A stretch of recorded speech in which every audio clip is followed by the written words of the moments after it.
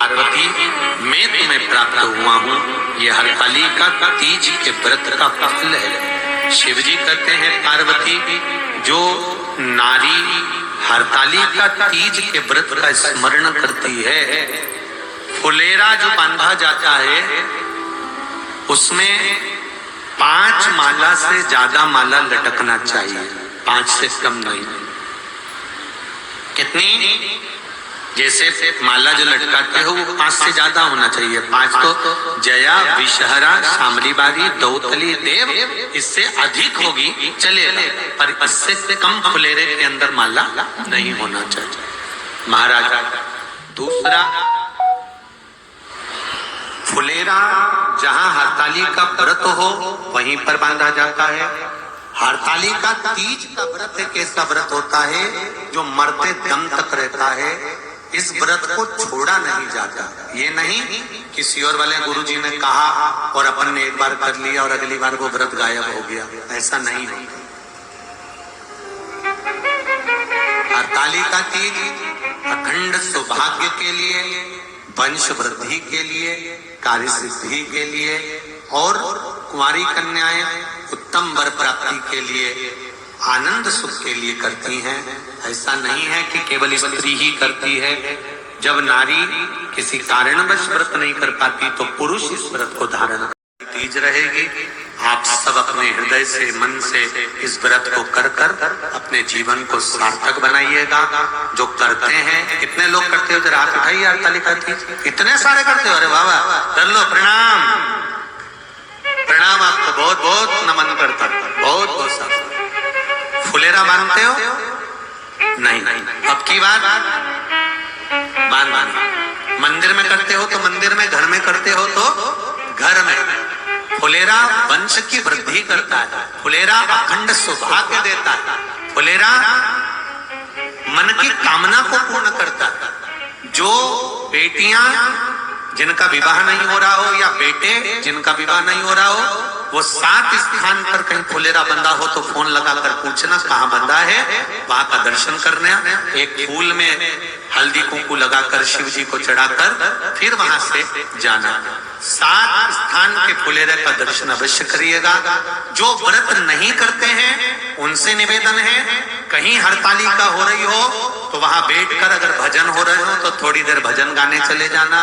अपने मोहल्ले में, कॉलोनी में, सोसाइटी में कहीं हरतालिका तीज का व्रत हो रहा हो तो 2-4 मिनट जाकर दर्शन जरूर करना, जिससे भोलेनाथ आपका अखंड सौभाग्य करे और आपके मन की कामना पूर्ण करे। बाबा, सबसे पहले हरतालिका पूजन, भगवान शिव की आराधना किसने करी थी? माता पार्वती। और पार्वती जी ने किससे पूछी थी?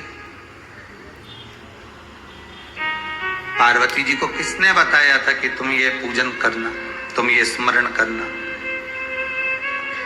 हस्त नक्षत्र आए तब आप शंकर भगवान के शिवलिंग का निर्माण करना, पूजन करना, अर्चना करना, ये किसने बताया? किससे पूछा? कौन बताएगा?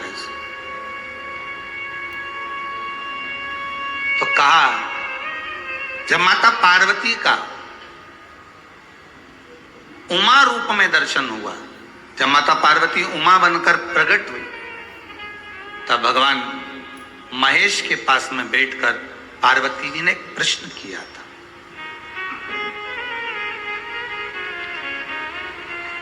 पार्वती जी भगवान शिव से एक प्रश्न कर रही, महेश भगवान से एक प्रश्न कर रहे, भोलेनाथ प्रभु शंभु शंकर, हे दयालु करुणा सागर, कृपा करने वाले त्रिकालदर्शी कैलाशी, हे शिव करुणा करिए और मुझे आप इतना सा बता दीजिए कि मैं जितनी जन्म लूं,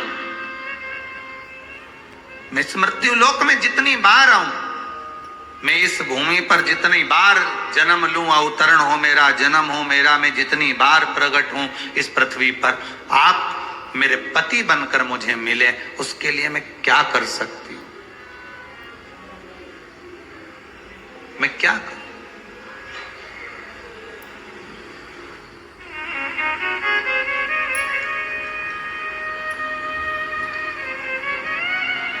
कैसे आपको प्राप्त कर सकते। अब सबसे पहली पूजन हरतालिका तीज की प्रदोष काल के अंतर्गत हो जाना चाहिए, शाम के समय पर। प्रयास करा करो प्रदोष काल के समय पर पहली पूजन हो जाए तो ज्यादा अच्छा। पर लोगों की आदत रहती है कि 8 बजे तक, 8:30 बजे तक, 9 बजे तक पहली पूजन करें, फिर दूसरी आराम से, फिर तीसरी, फिर आराम से, फिर चौथी। तो ऐसा सब अपने अपने हिसाब से। पर शास्त्र रीति कहती है कि प्रदोष का जो समय होता है, प्रदोष काल जो होता है, शाम का जो समय होता है, उस समय पर हरतालिका तीज की पहली पूजन हो, जिससे आपका स्मरण चित्त शंकर भगवान में उस घड़ी, उस पल, उस क्षण में आप शिव के हो जाएं और शंकर आप। सबसे ज्यादा आनंद शंकर जी से पूछा जाए कौन से दिन आता है, तो शिव जी कहेंगे मुझे हरतालिका तीज बड़ी पसंद है। शिव जी से पूछा वो क्यों?